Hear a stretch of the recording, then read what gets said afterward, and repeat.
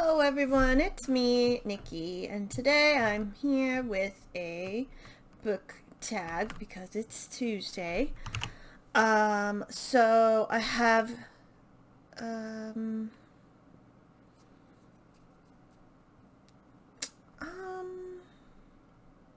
there's two tags I found on Hey Y'all Listen Up, his channel. He did two tags combined, and I might do the same. They're pretty short, so yeah, let's go. The first one is the ex-lurker tag.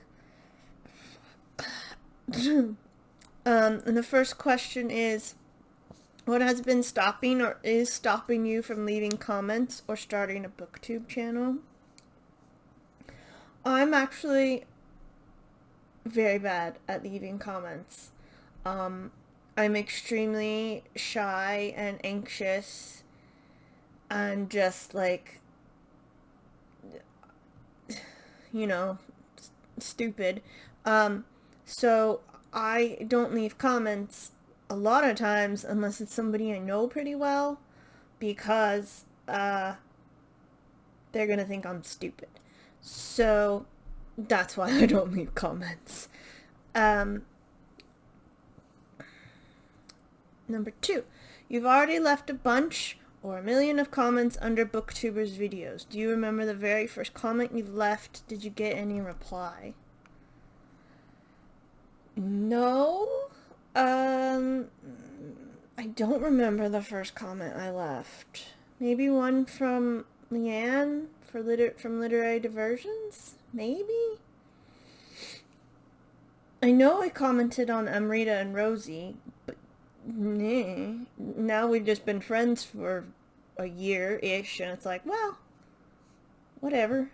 I know them. You know how, like, you meet somebody and you're like, oh, it's only been a year? I feel like I've known them forever. That's me with them. So usually if I leave comments for people I know, I get a reply. If it's on, like, a bigger channel, no matter if it's booktube or whatever, I don't really get a reply. Sometimes I get a like, which is always like, ooh. It's from somebody, I don't know. It just says someone, and I'm like, ooh, someone liked it. Cool. But yeah, I get comments, I guess, or I get replies. Number 3, pick a book which you've read because of the booktuber's review. It has to stand out, be the one you either loved or hated with a passion.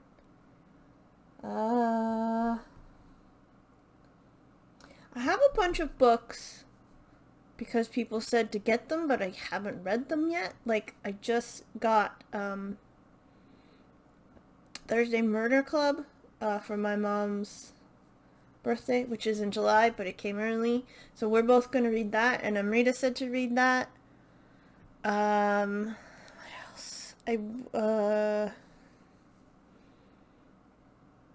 else? What else? Rosie, I'm going to pick up the first in the Franny Fisher, probably during the holidays because of Rosie.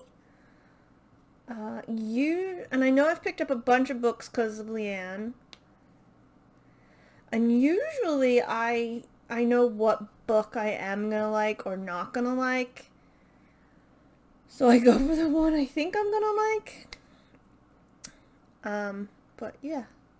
Number 4, tell us a bit about the book you're currently reading. Is it any good?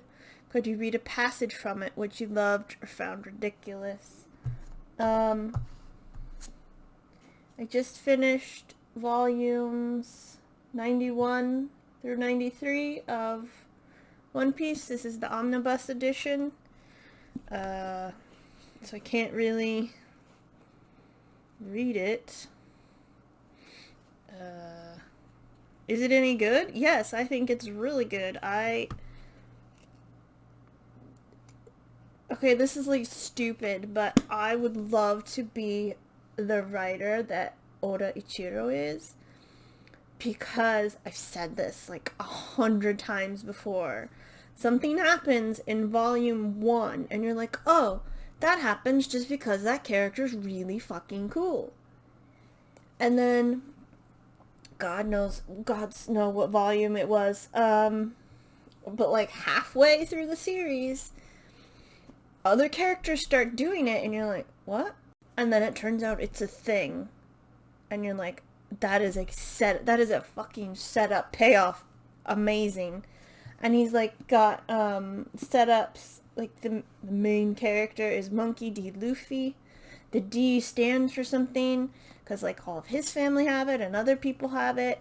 And it's like this whole thing about like a history blank spot. I should really redo the Let's Talk About One Piece. But yeah, I think it's really fucking good. Could you read a passage that you loved? I mean, I love all of it. Okay, this part I actually really liked. Right here, Luffy. They're discussing a plan. They're going to do a raid, and one of the guys goes, "It is the greatest of importance that our plan not be exposed." And Luffy says, right there, "Okay, got it." And I'm like, he's going to tell everybody in just a couple of chapters, because he doesn't really care. He's got like, well, he cares, but he's like, everybody knows, so I'm just going to tell it, and then beat up the bad guy. So, and do you keep a reading journal? Sort of. You've probably seen this before in my other videos. I have a little composition notebook. It just has the title and then notes in it.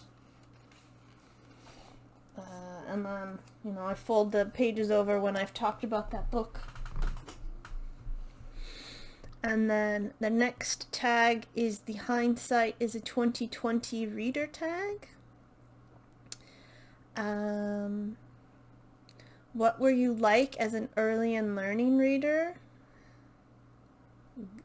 Good. I was always a good reader. My mom read me Dr. Seuss. I think I've said this before. I always had a high, like they do tests, standardized tests in America.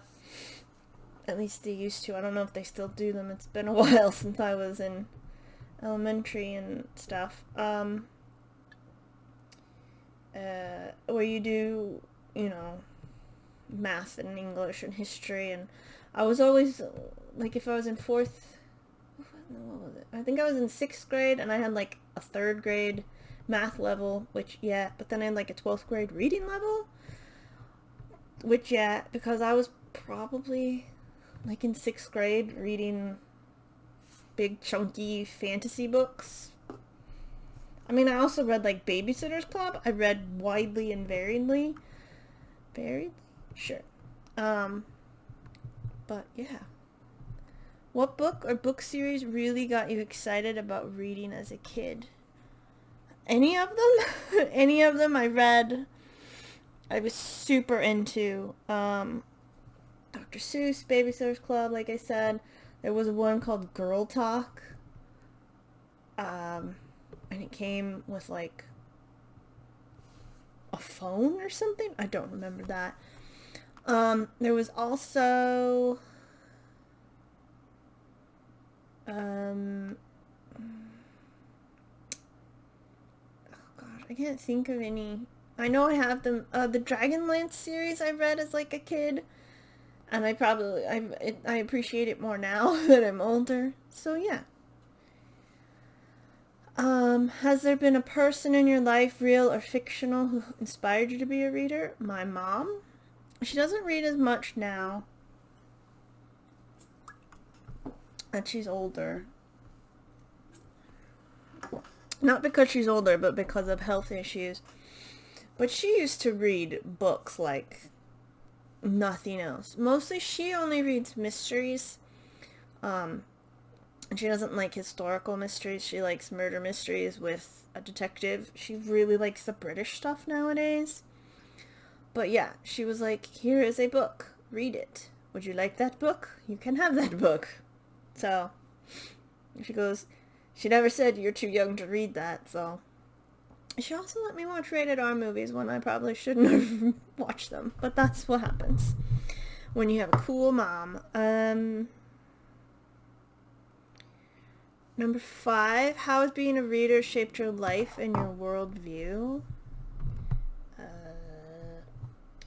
I mean, I don't know if it's reading or because I was an only child. I have a pretty good imagination, and I think that's what helped me try to become an author. And,